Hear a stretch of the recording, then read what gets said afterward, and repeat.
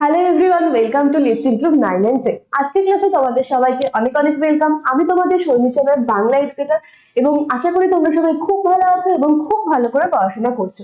তো আজকের ক্লাসে তোমাদের ক্লাস 9 এর বাংলা যে সেকেন্ড চ্যাপ্টারটা রয়েছে ধীবর বৃত্তান্ত, সেই গল্প বা নাট্যাংশ, সেই নাট্যাংশটা নিয়ে আজকে আমরা আলোচনা করব, লাইন বাই লাইন পড়বো এবং জানবো। তো প্রথমেই আমরা কি করব, এটার কবি পরিচিতিটা একটু দেখে নেব।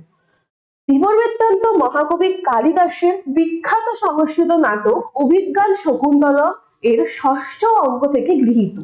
কালিদাস প্রাচীন ভারতের শ্রেষ্ঠ নাট্যকার ও কবি, যিনি গুপ্ত সম্রাট দ্বিতীয় চন্দ্রগুপ্তের বিক্রমাদিত্য সভাকবি ছিলেন। তার রচনায় প্রেম, প্রকৃতি ও মানব চরিত্রের গভীর বিশ্লেষণ ফুটে ওঠে। নাট্যাংশটির বাংলা অনুবাদ করেছে সত্যনারায়ণ চক্রবর্তী। তার মানে কি, এই ধীবর বৃত্তান্ত নাট্যাংশটি যে রয়েছে, এই নাট্যাংশটি কে রচনা করেছেন? মহাকবি কালিদাস, তিনি হলেন এই নাট্যাংশটির কবি। এবং এই নাট্যাংশটি বাংলা ভাষায় অনুবাদ করেছেন কে? সত্যনারায়ণ চক্রবর্তী। এই দুটাই কিন্তু খুব ইম্পর্টেন্ট, যে এই যে কে লিখেছেন এবং কে বাংলা ভাষায় তর্জমা করেছেন বা অনুবাদ করেছেন। আর কি, বিখ্যাত সংস্কৃত নাটক অভিজ্ঞান শকুন্তলম। এই যে নাট্যাংশটি রয়েছে, এটা কোন নাটকের অংশ? এটা হলো অভিজ্ঞান শকুন্তলমের অংশ। এটাকে কিন্তু অনেকে অভিজ্ঞানম শকুন্তলমও বলে, আবার অনেকে অভিজ্ঞান শকুন্তলমও বলে, দুটাই ঠিক। এটা কি অভিজ্ঞান শকুন্তলমের ষষ্ঠ অঙ্ক থেকে গৃহীত হয়েছে। ঠিক আছে। মহাকবি কালিদাস কে ছিলেন? মহাকবি কালিদাস ছিলেন প্রাচীন মহাভারতের শ্রেষ্ঠ নাট্যকার ও কবি, যিনি গুপ্ত সম্রাট দ্বিতীয় চন্দ্রগুপ্ত অর্থাৎ বিক্রমাদিত্যের সভাকবি ছিলেন। ঠিক আছে, এটা হলো কবি সম্পর্কে কিছু ছোটখাটো কিছু তথ্য, যেটা আমরা জেনে নিলাম। এবার কি, তোমরা প্রথমেই যখন এটা পড়তে যাবে তখন কি দেখবে, যে ধীবর বৃত্তান্ত, এই নাট্যাংশটির নাম কি? ধীবর বৃত্তান্ত। তোমাদের মধ্যে কেউ কেউ হয়তো জানো যে ধীবর মানে কি, ধীবর মানে কি তোমরা হয়তো কেউ কেউ জানো, কিন্তু প্রায় অনেকেই জানো না যে ধীবর মানে কি। ধীবর মানে হলো জেলে। ধীবর মানে কি? ধীবর মানে হলো জেলে। এবং বৃত্তান্ত মানে কি? যার সম্পর্কে, কারো সম্পর্কে কিছু বলা বা কোনো কাহিনী। তাহলে ধীবর বৃত্তান্ত মানে কি? ধীবর বৃত্তান্ত মানে হলো জেলে সম্পর্কে কিছু কাহিনী, যেটা এই নাট্যাংশের এই অংশটার মধ্যে রয়েছে। ঠিক আছে। মানে অভিজ্ঞান শকুন্তলম নাটকের এই অংশটার মধ্যে একটা জেলেকে নিয়ে কিছু কাহিনী রয়েছে। জেলে মানে যারা মাছ ধরে এবং বিক্রি করে। তো এখানে কি হয়, এখানকার যে রাজা আছে, সেই রাজার একটা আংটি, সেই আংটিটা একটা জেলে পায়। পাওয়ার পর সেই জেলে যখন সেই আংটিটা বাজারে বিক্রি করতে যায়, তখন রাজার যে রক্ষী বা রাজার যে সবার লোকরা আছে, তারা তাকে ধরে নেয় এবং রাজসভায় নিয়ে যায়। নিয়ে যাওয়ার পরে স্বাভাবিকভাবে কেউ কিছু চুরি করলে কি হয়, তাকে শাস্তি দেওয়া হয়। কিন্তু এই ক্ষেত্রে কিন্তু এই জেলেটিকে শাস্তি দেওয়া হয় না। এই জেলেটিকে হলো সেই আংটির সমান পরিমাণ মুদ্রা বা টাকা এই জেলেটিকে সেই রাজা দেয়। কেন দেয়, কি কারণে দেয় এবং পরবর্তীতে কি হয়, সেই সব নিয়েই কিন্তু এই কাহিনীটা রয়েছে, এই নাট্যাংশটা রয়েছে। তো চলো এবার আমরা লাইন বাই লাইন পড়ি। মহর্ষি কর্ণের তপবনে তার অনুপস্থিতিতে শকুন্তলাকে বিয়ে করে রাজা দুষ্মন্ত রাজধানীতে ফিরে গেছে। এই যে এই লাইনটা রয়েছে, এই লাইনটার আগেও কিন্তু ছোট্ট একটা গল্প রয়েছে। তপবন মানে কি? তপবন মানে হলো যে বিভিন্ন ঋষি মহর্ষিরা কোন একটা নির্দিষ্ট বনে আশ্রমে বা কুঠিরে তপস্যা করতেন। সেই সমস্ত বনগুলি থেকে, যেই বনের আশ্রমে কুঠিরে তপস্যা করতেন, সেই সমস্ত বনগুলিকে তপবন বলা হয়ে থাকে। তো স্বাভাবিকভাবে কি, মহর্ষি কর্ণ নামে যে একজন ঋষি ছিলেন, তারও একটা তপবন ছিল। এবং সেই তপবনে তিনি থাকতেন এবং শকুন্তলা নামে তার একটা পালিতা কন্যা থাকতো। মানে শকুন্তলার মহর্ষি কর্ণ কিন্তু জন্মগত বাবা বা পিতা নয়, তিনি শকুন্তলাকে লালন পালন করেছিলেন, তাই তিনি তার পালিতা কন্যা। তো শকুন্তলা সেখানে থাকতো। হঠাৎ করে রাজা দুষ্মন্ত নামে একজন রাজা সেই তপবনে শিকার করার জন্য একদিন যান এবং তারপর সেখানে গিয়ে রাজা দুষ্মন্তের শকুন্তলার সাথে দেখা হয়। প্রথম দেখায় রাজা দুষ্মন্ত শকুন্তলাকে ভালোবেসে ফেলেন এবং শকুন্তলা রাজা দুষ্মন্তকে ভালোবেসে ফেলেন। এর পরবর্তীকালে তারা বিবাহ করেন। কিন্তু যখন তাদের মধ্যে বিবাহ অর্থাৎ বিয়ে হয়েছিল, তখন কিন্তু সেখানে শকুন্তলার যে পিতা অর্থাৎ মহর্ষি কর্ণ উপস্থিত ছিলেন না। তার মানে কি, মহর্ষি কর্ণের অনুপস্থিতিতেই কিন্তু শকুন্তলা এবং রাজা দুষ্মন্তের বিবাহ হয়, এবং মহর্ষি কর্ণের অনুপস্থিতিতেই রাজা দুষ্মন্ত শকুন্তলাকে দেখে তার রাজধানীতে ফিরে যান। মানে শকুন্তলা তখনও মহর্ষি কর্ণের তপবনেই ছিল, কিন্তু মহর্ষি কর্ণের তপবনেই ছিল, কিন্তু রাজা দুষ্মন্ত কিন্তু তার রাজধানীতে ফিরে গিয়েছিলেন। স্বাভাবিকভাবে আমরা কি জানি যে হলো, আমাদের এখানে যখন কারো বিয়ে হয়, সেই মেয়েটা কিন্তু তার যে স্বামী রয়েছে তার সাথে কিন্তু শ্বশুর বাড়িতে চলে যায়, কিন্তু এই ক্ষেত্রে কিন্তু সেটা হয়নি। শকুন্তলা তার পিতৃগৃহে ছিলেন এবং রাজা দুষ্মন্ত নিজের রাজধানীতে ফিরে গিয়েছিলেন। কিন্তু দীর্ঘ সময় পরেও শকুন্তলার খোঁজ নিতে কোনো দূত তপবনে এলো না। মানে কি, শকুন্তলা কি ভেবেছিল, রাজা দুষ্মন্ত যখন ফিরে গেছে, যেহেতু তাদের বিবাহ হঠাৎ করেই হয়েছিল এবং সেই কথা কেউ জানতো না, তারা কাউকে না জানিয়ে সবার অনুপস্থিতিতেই বিবাহ সম্পন্ন করেছিল। তো শকুন্তলা কি ভেবেছিল যে রাজা দুষ্মন্ত নিজের রাজধানীতে ফিরে গিয়ে সবাইকে তাদের বিবাহের কথা জানিয়ে কিছুদিন পরে কোনো দূতের দ্বারা কোনো খবর পাঠাবে বা নিজে এসে শকুন্তলাকে নিয়ে যাবে। কিন্তু এগুলোর মধ্যে কোনো কিছুই হয়নি দীর্ঘ সময়, মানে অনেকটা সময় পেরিয়ে যাওয়ার পরও। তারপর স্বামীর চিন্তায় যখন শকুন্তলা অন্নমনা, তখন তপবনে এলেন ঋষি দুর্বাসা। মানে কি, যেহেতু তখনও অব্দি শকুন্তলার কাছে দুষ্মন্তের কোনো খোঁজ আসেনি, দুষ্মন্ত শকুন্তলাকে কোনো দূত পাঠায়নি, নিজেও নিতে আসেনি, সেহেতু কি শকুন্তলা দুষ্মন্তের চিন্তায় যখন আনমনা হয়েছিল, দুষ্মন্তের কথাই ভাবছিল, তার চিন্তায় যখন গভীরভাবে ডুবেছিল, তখন সেই তপবনে কে আসেন, ঋষি দুর্বাসা। আমরা সবাই জানি যে ঋষি দুর্বাসা খুবই রাগী একজন ঋষি ছিলেন। তো তিনি আসেন। শকুন্তলা তার টের না পাওয়ায় ঋষি অপমানিত বোধ করলেন এবং অভিশাপ দিলেন। যেহেতু ঋষি দুর্বাসার প্রচন্ড পরিমাণে ক্রোধ ছিল, তিনি প্রচন্ড পরিমাণে রাগী ছিলেন। তো তার ফলে কি হয়, শকুন্তলা যেহেতু রাজা দুষ্মন্তের চিন্তায়, অর্থাৎ শকুন্তলার স্বামীর চিন্তায় ডুবেছিল, তাই স্বাভাবিকভাবেই তিনি টের পান না যে হলো ঋষি দুর্বাসা সেখানে এসেছে। আমরাও যখন কোনো চিন্তায় থাকি, ধরো আমরা কোনো একটা কিছু ভাবছি, তখন মা বা বাবাকেও ডাকলো, তখন কিন্তু আমরা একবারে টের পাই না। তেমনই যেহেতু শকুন্তলা রাজা দুষ্মন্তের চিন্তায় ডুবেছিল, তাই সেহেতু ঋষি দুর্বাসা যে এসেছিল, তার উপস্থিতিটাও শকুন্তলা কিন্তু উপলব্ধি করতে পারেনি।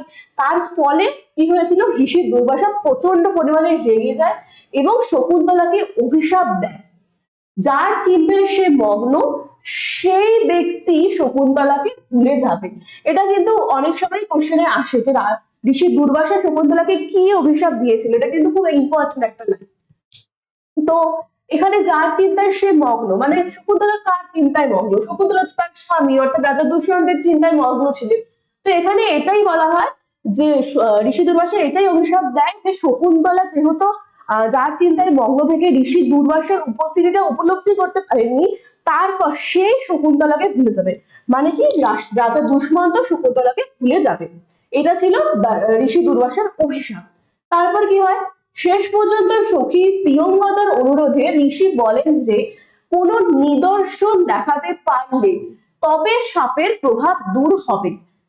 মানে কি, তারপরে সেখানে যে শকুন্তলার আরো সখীরা ছিল, মানে বান্ধবীরা ছিল, তাদের মধ্যে প্রিয়ঙ্গদা নামক একজন বান্ধবী কি ঋষির কাছে প্রচন্ড পরিমাণে অনুরোধ করেন যে আপনি কিছু একটা করুন, এরকম ভাবে অভিশাপ দেবেন না, নানান ভাবে অনুরোধ করতে থাকে। সেই অনুরোধের ফলে ঋষি দুর্বাসা কি করেন, একবারে তো অভিশাপ ফিরিয়ে নিতে পারবেন না। তিনি বলেন যে ঠিক আছে, যদি সেই ব্যক্তিকে, মানে যে শকুন্তলার কথা ভুলে যাবে, তাকে যদি কোনো একটা চিহ্ন বা কোনো নিদর্শন দেখানো হয়, তবেই সেই অভিশাপের প্রভাব দূর হবে, মানে তবেই সেই অভিশাপ কেটে যাবে। কোনো নিদর্শন মানে কি, কোনো নিদর্শন মানে হলো এমন কিছু একটা জিনিস, এমন কিছু মুহূর্ত, এমন কিছু চিহ্ন, যেটা যেটা সে তাকে দেখালে সে তাদের মধ্যে কোনো একটা কিছু হয়েছিল এমন কোনো মুহূর্তের কথা মনে করতে পারবে। ঠিক আছে। দুষ্মন্ত রাজধানীর উদ্দেশ্যে বিদায় গ্রহণের সময় শকুন্তলাকে যে আংটি পরিয়ে দিয়েছিলেন, সখীরা মনে করলেন সেই আংটি হবে ভবিষ্যতে স্মারক চিহ্ন। স্মারক চিহ্ন মানে কি, স্মারক চিহ্ন মানে হলো এমন কোনো একটা চিহ্ন যেটার দ্বারা কোনো একজন ব্যক্তিকে আগের কথা মনে করানো যাবে বা তাদের পুরনো স্মৃতিচারণ করা যাবে। তো শকুন্তলাকে ছেড়ে যখন রাজা দুষ্মন্ত তার রাজ্যে ফিরে যাচ্ছিলেন, তখন কিন্তু শকুন্তলার কাছে রাজা দুষ্মন্তের কোনো চিহ্নই ছিল না, একমাত্র রাজা দুষ্মন্ত তার একটি হাতের আংটি শকুন্তলাকে দিয়ে গিয়েছিলেন তার চিহ্ন হিসেবে। আর সখীরা কি মনে করেন? সখীরা মনে করেন একমাত্র এই জিনিসটির দ্বারাই রাজা দুষ্মন্তের শকুন্তলার কথা মনে পড়তে পারে, তাই এটাই হলো আমাদের কাছে স্মারক চিহ্ন। মহর্ষি কর্ণ তপবনে ফিরে শকুন্তলাকে পতিগৃহে পাঠানোর আয়োজন শকুন্তলাকে পতিগৃহে পাঠানোর আয়োজন করলেন। মানে কি? আগেই বললাম যে স্বাভাবিকভাবে আমাদের বাংলার মতে যে কোনো মতে বিয়ের পর তো স্বামীরা স্ত্রীকে তাদের বাড়িতে নিয়ে যায়, অর্থাৎ শ্বশুর বাড়িতে নিয়ে যায়। তো তেমনই যেহেতু তখনও অবধি রাজা দুষ্মন্ত শকুন্তলাকে নিতে আসেনি, এবং রাজা ঋষি কর্ণ যেহেতু আবার ফিরে এসেছিলেন, তপবনে ফিরে আসার পর নিজের কন্যার বিবাহের কথা জানার পর তিনি নিজেই কি করেন, তিনি নিজেই তীর্থ থেকে ফিরে এসে শকুন্তলাকে পতিগৃহে অর্থাৎ রাজা দুষ্মন্তের রাজধানীতে পাঠানোর আয়োজন করেন। দুষ্মন্ত সমীপে উপস্থিত হলে তিনি শকুন্তলাকে চিনতেও পারলেন না। দুষ্মন্ত সমীপে মানে কি? দুষ্মন্তের সামনে যখন শকুন্তলা উপস্থিত হয়, মানে যখন মহর্ষি কর্ণ শকুন্তলাকে তার প্রতিক্রিয়া পাঠানোর ব্যবস্থা করার পর যখন শকুন্তলা দুষ্মন্তের সামনে উপস্থিত হয় দুষ্মন্তের রাজধানীতে গিয়ে, তখন কিন্তু রাজা দুষ্মন্ত শকুন্তলাকে চিনতেও পারে না। কেন? কারণ সেই যে ঋষি দুর্বাসা অভিশাপ দিয়েছিল, সেই অভিশাপের ফল। এদিকে পথে শচী তীর্থে স্নানের পর অঞ্জলি দেওয়ার সময় হাত থেকে খুলে পড়ে গেছে শকুন্তলার হাতের আংটি। শকুন্তলা অপমানিত হলেন রাজসভায়। তো ওই আংটিটা, যেটা রাজা দুষ্মন্তের আংটি ছিল, সেটাই তো ছিল হলো শকুন্তলার কাছে স্মারক চিহ্ন, যেটার দ্বারা একমাত্র রাজা দুষ্মন্ত শকুন্তলার কথা মনে করতে পারবে। এইদিকে সভায় উপস্থিত হওয়ার পর রাজা দুষ্মন্ত শকুন্তলার কথা ভুলে গেছে এবং শকুন্তলাকে প্রচন্ড পরিমাণে অপমান করেছে। আর অন্যদিকে শচী তীর্থে স্নান করার সময়, অঞ্জলি দেওয়ার সময় সেই জলে শকুন্তলা হাতের যে আংটিটা, ওটা হয়তো যেহেতু রাজা দুষ্মন্তের ছিল, তাই শকুন্তলার তো হাতে ঠিকঠাক মাপে হয়নি, তো ওই আংটি ঢিলা ছিল এবং সেই আংটিটা জলে পড়ে যায়, যার ফলে আংটিটাও হারিয়ে যায়।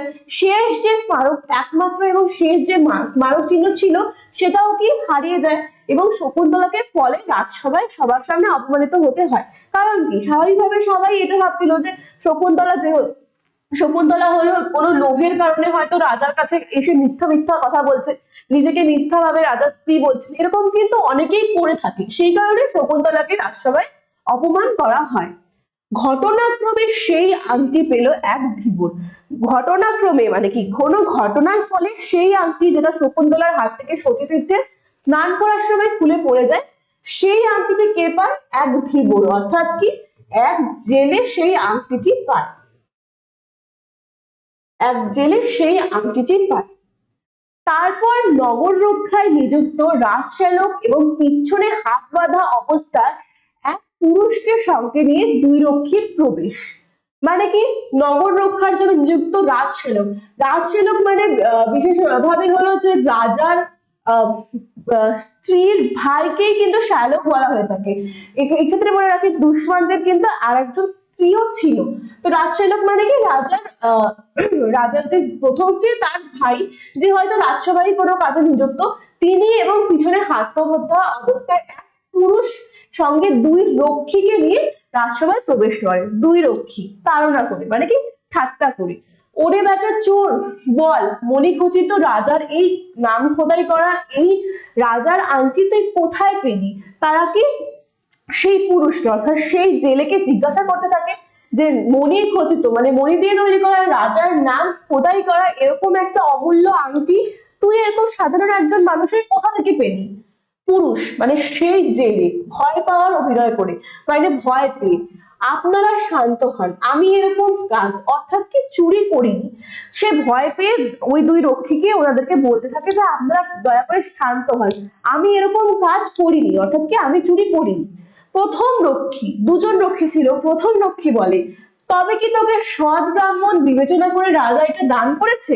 মানে এটা কিছুটা পরিমাণ ব্যঙ্গ করেই কিন্তু তাকে বলে যে তাহলে কি তোকে সৎ ব্রাহ্মণ ভেবে রাজা নিজে এটা দান করেছে? তুই চুরি করিস, তো কি রাজা নিজের আংটি তোকে দান করেছে?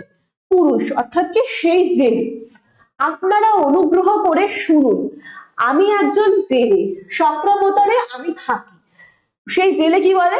আপনারা দয়া করে আমার কথাটা একটু শুনুন। আমি একজন পেশাগতভাবে কি জেলে, এবং আমি কোথায় থাকি? জেলে কোথায় থাকতো? চক্রাবোতারে। এটাও কিন্তু ইম্পর্টেন্ট, এটাও কিন্তু পরীক্ষায় আসে যে সেই জেলেটা যে ছিল তার বাড়ি কোথায় ছিল বা সে কোথায় থাকতো। চক্রাবোতারে থাকি, সেই জেলে চক্রাবোতারে থাকে। শ্যালক কি বলে? সূচক একে পূর্বাপর সব বলতে দাও, মধ্যে বাধা দিও না। শ্যালক সূচককে বলে যে একে পূর্বাপর মানে প্রথম থেকে শেষ পর্যন্ত সবকিছু বলতে দাও, তোমরা মাঝখানে নানান কথা বলে একে বাধা দিও না। দুই রক্ষী, তা আপনি যা আদেশ করেন। দুই রক্ষী সেই শ্যালককে বলে ঠিক আছে, আপনি যা আদেশ করেন আমরা সেটাই মানবো, ওকে আমরা বাধা দেবো না। বল কি বলছিলি, এটা জেলেকে বলে যে বল তুই কি বলতে চাস বা কি বলছিলি। পুরুষ অর্থাৎ জেলে কি বলে? আমি জাল বড়শি ইত্যাদি নানা উপায়ে মাছ ধরে সংসার চলাই। জেলে বলে কি? আমি জাল বড়শি ইত্যাদি নানান জিনিসের দ্বারা নানান পদ্ধতিতে মাছ ধরে এবং সেটাকে বিক্রি করে আমার নিজের সংসার চালাই। ঠিক আছে। শ্যালক, শ্যালক হেসে, তা তোর জীবিকা বেশ পবিত্র বলতে হয়। শ্যালক তখন হেসে ব্যঙ্গ করে সেই জেলেকে বলে, বাহ তুই মাছ বসে ইত্যাদির দ্বারা খাটাখাটি করে সংসার চালাস তো, বাহ ভালো তো, তোর যে জীবিকা রয়েছে বা অর্থাৎ তোর যে পেশা রয়েছে তাহলে সেটা তো খুব পবিত্র বলতে হয়। এটা ব্যঙ্গ করে সে জেলেকে বলে। পুরুষ অর্থাৎ জেলে, শুনুন মহাশয় এরকম বলবেন না। বলে শুনুন মহাশয় মানে সম্মানের সাথেই সেই শ্যালককে কিন্তু তিনি বলে শুনুন মহাশয় আমাকে এরকম বলবেন না। যে বৃত্তি নিয়ে যে নতুন মানুষ জন্মেছে সেই বৃত্তি নিন্দনীয় অর্থাৎ ঘৃণ্য হলেও তা পরিত্যাগ করা উচিত নয়। বেদজ্ঞ ব্রাহ্মণ স্বভাবে দয়াপরায়ণ হলেও যজ্ঞীয় পশুবদের সময় নির্দয় হয়ে থাকেন। মানে কি? এটা দ্বারা কিন্তু তিনি যে জেলে রয়েছে তিনি কিন্তু একটা গম্ভীর বার্তা, খুব গভীর একটা বার্তা কিন্তু দেন। সে বলেন বৃত্তি মানে হলো পেশা, মানে যে মানুষ যে পেশা নিয়ে জন্মেছে সেই পেশা যদি অন্যান্য সমাজের অন্যান্য মানুষের কাছে নিন্দনীয় বা ঘৃণ্য হলেও সেই পেশা কিন্তু সে অর্থাৎ সে আমরা কিন্তু সেই পেশাটাকে ছুঁড়ে ফেলতে বা পরিত্যাগ করতে পারবো না। মানে আমি যদি একজন জেলে হই তাহলে সেটা তো আমার পেশা, সেটা অন্য কারোর কাছে নিন্দনীয় হলেও আমাকে কিন্তু সেই পেশায় কাজ করতে হবে, যেহেতু আমি জন্মগত ভাবে সেই পেশার সাথে যুক্ত, আমার পরিবারের অন্যান্য সদস্যরাও সেই পেশার সাথে যুক্ত। যেমন ধরুন একজন বেদজ্ঞ ব্রাহ্মণ সবার কাছে সবার জন্য দয়াপরায়ণ হলেও, সবার প্রতি খুব দয়া দেখালো, যজ্ঞের সময় কিন্তু তারা পশুবধ করতে বাধ্য হন, তখন কিন্তু তারা পশুদের প্রতি কোনো দয়া দেখান না। শ্যালক, তারপর শ্যালক ওকে বলতে থাকে যে তারপর বল, তারপর। পুরুষ, একদিন একটা রুই মাছ যখন আমি খন্ড খন্ড করে কাটলাম তখন সেই মাছের পেটের মধ্যে মণিমুক্তায় ঝলমলে এই আংটিটা দেখতে পেলাম। পরে সেই আংটিটা বিক্রি করার জন্য যখন লোককে দেখাচ্ছিলাম তখন আপনারা আমায় ধরলেন। এখন মারতে হয় মারুন, ছেড়ে দিতে হয় ছেড়ে দিন। কিভাবে এই আংটি আমার কাছে এলো তা বললাম। মানে কি? সেই জেলে কি বলে, একদিন যখন সে নদী থেকে মাছ ধরে, একটা রুই মাছ ধরেছিল, ধরার পর যখন সেই রুই মাছটিকে সে টুকরো টুকরো করে কাটছিল তখন সেই রুই মাছের পেটে ওই মণিমুক্ত যুক্ত রাজার আংটিটা সে পায়। পাওয়ার পর ওই আংটিটা তো সে নিজের কাছে রাখতে পারবে না, সে তো প্রচন্ড পরিমাণে গরিব, যেহেতু সে জীবিকা একজন জেলে, তাই সেই আংটিটা যদি সে বিক্রি করে তাহলে সে প্রচুর পরিমাণে ধন সম্পত্তি লাভ করতে পারবে। এই লোভে সেই আংটিটা সেই জেলেটা কি করে, লোকজনের কাছে বিক্রি করার জন্য দেখায়, এবং সেই দেখানোর সময় সেই আংটিটা যে জেলের কাছে ছিল সেটা এনারা দেখতে পান, মানে সেই দুই রক্ষী এবং রাজচালক দেখতে পান এবং তারপর তাকে ধরে নিয়ে আসেন।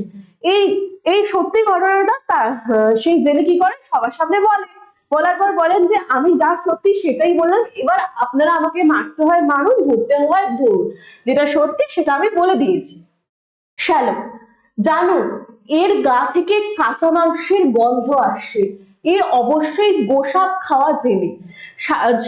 শ্যালক জানুকে বলে এর গা থেকে কাঁচা মাংসের গন্ধ আসছে। গোসাপ হলো এক ধরনের সাপের মতো মাছ হয়, তো এটাকেই বলা হয়েছে যে এ অবশ্যই গোসাপ খাওয়া জেলে। তবে আংটি বাবার ব্যাপারে যা বললো তা একবার অনুসন্ধান করে দেখতে হবে, মানে এর গা থেকে কাঁচা মাংসের গন্ধ আসছে, এ হয়তো গোসাপ খাওয়া জেলে, কিন্তু তাও আংটির ব্যাপারে এই যেটা বললো সেটা একবার আমাদের খোঁজ নিয়ে দেখতে হবে। সুতরাং রাজবাড়িতেই যাই। সুতরাং রাজবাড়িতে অর্থাৎ রাজার কাছে তারা যাওয়ার সিদ্ধান্ত নিলেন। দুই রক্ষী, তবে তাই হোক, চল রে গাট কাটা। দুই রক্ষী তারপর সেই যে জেলে রয়েছিল তাকে বলে চল রে গাট কাটা বলে তাকে নিয়ে রাজবাড়ি বা রাজসভার দিকে এগিয়ে চলতে থাকে। সবাই এগিয়ে চলে। শ্যালক, সূচক সদর দরজায় সাবধানে এই চোরকে নিয়ে অপেক্ষা করো। মানে তারা কিন্তু ধরেই নিয়েছিল যে ওই জেলে মিথ্যা কথা বলছে এবং উনি একজন চোর। তো তার জন্য শ্যালক সূচককে বলে সদর দরজায় সাবধানে এই চোরকে নিয়ে অপেক্ষা কর। ইতিমধ্যে এই আংটি কিভাবে পাওয়া গেল সেসব বিষয় মহারাজকে নিবেদন করে তার আদেশ নিয়ে ফিরছি।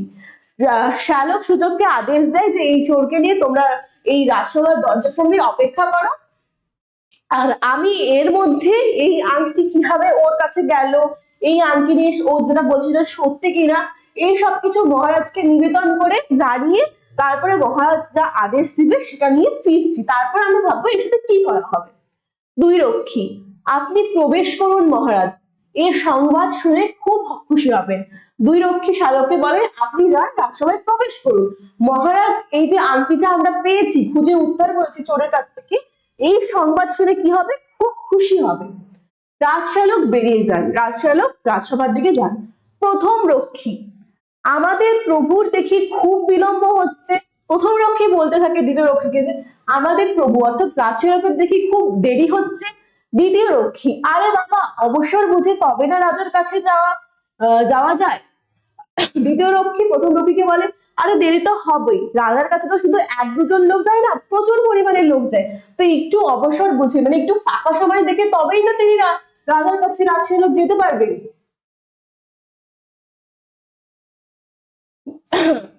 প্রথম রক্ষী, জানো একে মারার আগে এর গলায় যে ফুলের মালা পরানো হবে তা গাঁথতে আমার হাত দুটো এক্ষুনি নিষ্পিস করছে, জেলেকে দেখিয়ে দিল। মানে প্রথম রক্ষী তারপর জানুককে মানে দ্বিতীয় রক্ষীকে বলে জেলকে দেখিয়ে যে ওরা যেহেতু শিওরে ছিল যে ওই চোর, তাই জন্য নিজেদের মধ্যে কথাবার্তা বলতে থাকে যে একে তো নিশ্চয়ই রাজা ছেড়ে দেবে না, যেহেতু তার আংটি চুরি করেছিল, নাম খোদাই করা, একে নিশ্চয়ই রাজা মৃত্যুদণ্ড দেবে। তো মৃত্যুদণ্ড দেওয়ার পর তাকে যখন মেরে ফেলা হবে তার আগে তো তার গলায় একটা ফুলের মালা ঝুলানো হয়, তো এর গলায় যে ফুলের মালাটা ঝুলানো হবে সেটার কথা ভেবে সেটা গাঁথার জন্য এখনই আমার হাত নিষ্পিস করছে। প্রথম রক্ষী জেলেকে দেখিয়ে দ্বিতীয় রক্ষীকে এই কথাটা বলে। পুরুষ অর্থাৎ জেলে, মহাশয় বিনা দোষে আমাকে মারবেন না। জেলে সেই রক্ষীদেরকে কি বলে, মহাশয় আমি কোনো দোষ করিনি, বিনা দোষে আমাকে মারবেন না। দ্বিতীয় রক্ষী তাকিয়ে দেখে এই তো আমাদের প্রভু মহারাজের হুকুমানা হাতে নিয়ে এদিকে আসছে। দ্বিতীয় রক্ষী তাকিয়ে দেখে যে রাজশ্যালক মহারাজের যে হলো হুকুমানা মানে মহারাজ যে আদেশ দিয়েছেন সেই হুকুমানা হাতে নিয়ে এদিকে অর্থাৎ তাদের দিকে আসছেন।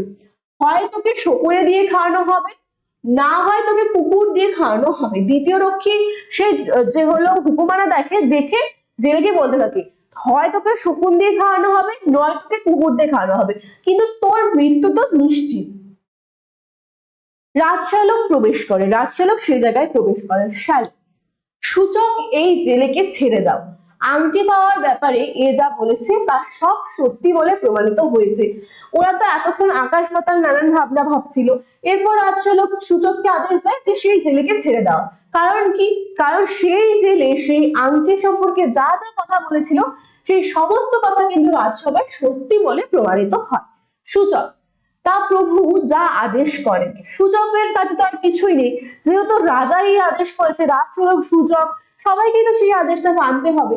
সেই কারণে সূচক কি করে, বাধ্য হয়ে বলে যে তা প্রভু আপনি যা আদেশ করেন, মানে কি জেলেকে ছেড়ে দেন। তৃতীয় রক্ষী, এই জেলে জমের বাড়ি গিয়ে আবার ফিরে এলো, জেলের হাতের বাঁধন খুলে দিল। জেলের হাতের যে বাঁধন ছিল, হাতটা তো বেঁধে টানতে টানতে নিয়ে এসেছিল ইচ্ছে, তো জেলের হাতের বাঁধন খুলে দেওয়ার পরে কি বলে দ্বিতীয় রক্ষী, এই জেলে জমের বাড়ি গিয়ে আবার ফেরত এলো, মানে কি মৃত্যুর একদম কাছাকাছি গিয়ে মৃত্যুকে ছুঁয়ে এই আবার ফেরত এলো। পুরুষ শ্যালককে প্রণাম করে, প্রভু আজ আমার সংসার চলবে কিভাবে। জেলে শ্যালক অর্থাৎ রাজশ্যালককে প্রণাম করেন এবং প্রণাম করে জিজ্ঞাসা করেন যে প্রভু আজকে আমার সংসার চলবে কি করে। যারা জেলে বা এরকম ধরনের জীবিকার নির্ভর যারা মানুষ হয়, তারা তো তাদের তো রোজগার কামাই তাদের রোজগার সংসার চলে না। আজকে যদি তারা কামাই করে টাকা উপার্জন করে তবে তাহলে আজকে তাদের সংসার চলবে, আর না হলে চলবে না। তো সেই কারণে যেহেতু সেই দিন এত কিছুর কারণে সেই যে পুরুষ রয়েছে অর্থাৎ জেলে রয়েছে তার কিন্তু টাকা কামাই করা হয়নি, অর্থাৎ অর্থ সংগ্রহ হয়নি। সেই কারণে সেই শ্যালককে প্রণাম করে পুরুষ বলেন যে আপনারা যে এরকম আমার সময় নষ্ট করলেন তাহলে আজকে আমার সংসার চলবে কিভাবে। শ্যালক কি বলে, মহারাজা আংটির মূল্যের সমান পরিমাণ এই অর্থ খুশি হয়ে তোমার দিয়েছেন। শ্যালক অর্থাৎ রাজশ্যালক সেই জেলেকে কি জানান যে মহারাজা এই আংটির অর্থাৎ ওই যে রাজার নাম খোদাই করা মণিমুক্ত দিয়ে তৈরি করা তখনকার দিনের সেই আংটি, মানে সেটার অর্থমূল্য কতটা পরিমাণ হতে পারে ভাবো, সেই আংটির সম পরিমাণ টাকা খুশি হয়ে সেই জেলেকে কি করেছে দান করেছে। টাকাটা জেলের হাতে তিনি তুলে দেন। পুরুষ প্রণাম করে গ্রহণ করেন, প্রভু অনুগৃহীত হলাম। মানে জেলে মহা খুশিতে আবার প্রণাম করে টাকাটা গ্রহণ করে কি বলে, প্রভু অনুগৃহীত হলাম। সূচক একই যাতা অনুগ্রহ, এই যে শুল থেকে নামিয়ে একেবারে হাতির পিঠিয়ে চড়িয়ে দেওয়া হলো, মানে অনেক সময় অনেকগুলো লাইন থাকে না বাংলা, তেমনি একটি লাইন বলে যে এই যে শুল থেকে নামিয়ে একবারে হাতির পিঠে চড়িয়ে সম্মান করার মতো একটা ব্যাপার হলো। এ কি ধরনের অনুগ্রহ, মানে তারা হিংসা করেই কিন্তু এই কথাটা বল। জানো হুজুর যে পরিমাণ পারিতোষিক দেখছি তাতে বোঝা যাচ্ছে এই সেই আংটিটা রাজার খুব প্রিয় ছিল। জানুক কি বলে রাজশ্যালককে যে হুজুর এখানে যেই পরিমাণ টাকা এই জেলেকে দেওয়া হয়েছে তাতেই বোঝা যাচ্ছে যে এই আংটিটা শুধুমাত্র যে রাজার নাম দিয়ে খোদাই করা এই কারণেই নয়, এছাড়াও এই আংটিটা রাজার কাছে খুবই প্রিয় একটা আংটি ছিল। শ্যালক দামি রত্ন বসানো বলেই আংটিটা রাজার কাছে মূল্যবান বলে মনে হয়েছে, এমনটা আমার মনে হয় না। সে আংটি দেখে মহারাজের কোনো প্রিয়জনের কথা মনে পড়েছে। শ্যালক তারপর কি বলে, এই আংটিটা যে দামি রত্ন বসানো এবং এটা যে অনেকটা মূল্য রয়েছে শুধুমাত্র সেই কারণেই কিন্তু রাজার কাছে এই আংটিটা মূল্যবান নয়, বা এই কারণেই কিন্তু তিনি খুশি হয়ে জেলেকে এত পরিমাণ টাকা দেননি। এই আংটিটার দেখে রাজা তার প্রিয়জন অর্থাৎ কে শকুন্তলার কথা মনে পড়েছে, সেই কারণেই রাজা এই আংটিটার এত পরিমাণ অর্থ এই জেলেকে দিয়েছে। স্বভাবত গভীর প্রকৃতির হলেও মুহূর্তের জন্য রাজা বিল্লয় ভাবে চেয়ে রইলেন, মানে রাজা স্বভাবগত গম্ভীর প্রকৃতির হয়ে থাকলেও গম্ভীর ভাবে তাদের সাথে থাকলেও ওই আংটিটা দেখার পর ওই মুহূর্তে রাজা কিন্তু বিল্লয় ভাবে সেই আংটির দিকে চেয়ে মানে তাকিয়ে রয়েছিলেন। সূচক তাহলে আপনি মহারাজার একটা সেবা করলেন বলতে হয়। সূচক তারপর জেলেকে কি না শ্যালকে কি বলে, তাহলে আপনি মহারাজের একটা উপকার করলেন বা সেবা করলেন বলতে হয়, বলা যায়। জানো তার যে বল এই জেলের সেবা করলেন। জেলেকে হিংসায় ভরা দৃষ্টিতে দেখলেন পুরুষ জেলে। তারপর কি জানুক কি বলে যে তার মানে প্রথমে একজন বলে যে তাহলে আপনি মহারাজের খুব ভালো সেবা করলেন, তারপর যেহেতু তারা ওই যে জেলে যেহেতু এত পরিমাণ অর্থ পেয়েছিল সেখানে জেলেকে হিংসা করে কি বলে জানুক যে না মহারাজের না বল যে রাজশ্যালক এই জেলের হলো সেবা করেছে, মানে হিংসায় জ্বলে পড়ে ছাই হয়ে গিয়ে তারা এইসব কথাবার্তা বলতে থাকে। জেলে পুরুষ মহাশয় এই পারিতোষিকের অর্ধেক আপনাদের ফুলের দাম হিসেবে দিচ্ছি। যেহেতু এতক্ষণ ওকে ব্যঙ্গ করে নানান কথা বলা হচ্ছিল, নানান ভাবে অপমান করা হয়, যেহেতু শেষে গিয়ে জেলে যখন জেলের সব কথা সত্যি হিসেবে প্রমাণিত হয় তখন জেলেও কিন্তু তাদেরকে ব্যঙ্গ করে কি করেন বলেন মহাশয় এই যে আমি টাকাটা পেয়েছি এটার অর্ধেক টাকা আপনারা যে আমাকে মারা যাওয়ার আগে ফুলের মালা গেঁথে দেবে বলেছিলেন সেই মালার দাম হিসেবে ফুলের দাম হিসেবে আমি আপনাদের দিতে চাই। জানো এটা তুমি ঠিকই বলেছো। জানো বলে কি এটা তুমি ঠিকই বলেছো। শ্যালক শোনো ধীবর এখন থেকে তুমি আমার একজন বিশিষ্ট প্রিয় বন্ধু হলে। রাজশ্যালক কি হয়, রাজশ্যালক শেষে গিয়ে সেই জেলেকে বলে যে শোনো ধীবর এখন থেকে তুমি আমার একজন বিশিষ্ট মানে খুব ভালো একজন বন্ধু হলে।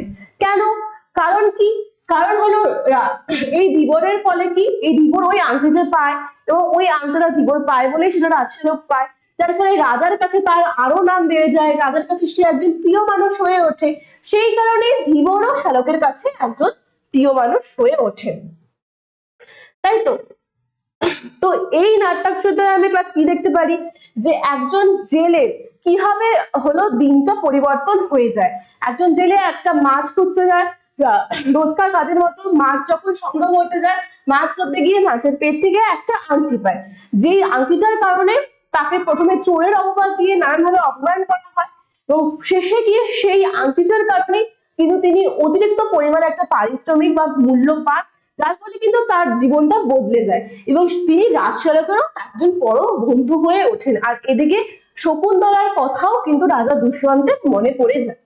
তো আশা করি এই নাট্যাংশটা তোমরা ভালোভাবে বুঝতে পেরেছো, কিন্তু তাও কোথাও যদি তোমাদের কোনো সমস্যা থেকে থাকে তাহলে আমাকে অবশ্যই জানিও।